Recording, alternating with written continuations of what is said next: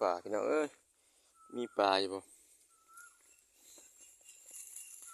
จากเขาจากปีใหม่แล้วพัวปลาวันที่หนึ่งโอ้ยตัวยังมาขึ้นกันเอ้ยมีอยู่บ่นี่คือว่าพังมาแล้วนี่มีปลาอยู่บ่ตัวอะไรนะขึ้นมา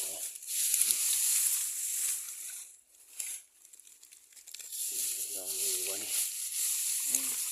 หลบหงายทองเลยเว้ยปูปลาขึ้นมาถูกได้หาปลา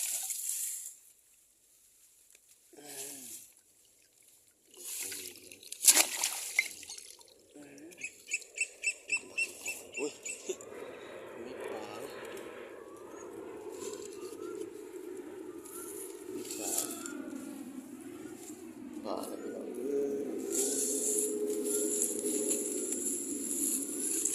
ปลาปีนี้มันมี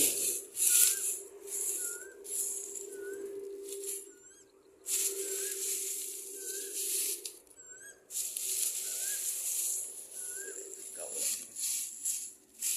มันชื่อปลา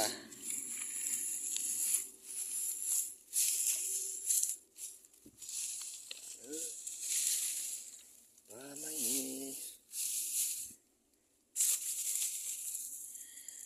สบายคือเก่าพี่น้อง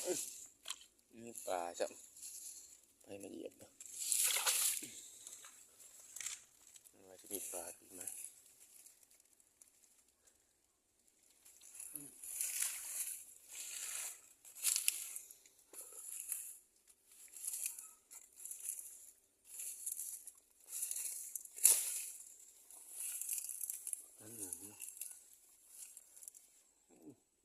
มีคนมาทอดเห็น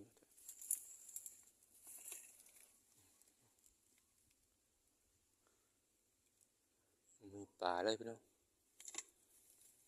ไปดูอีกหลังต่อไปครับ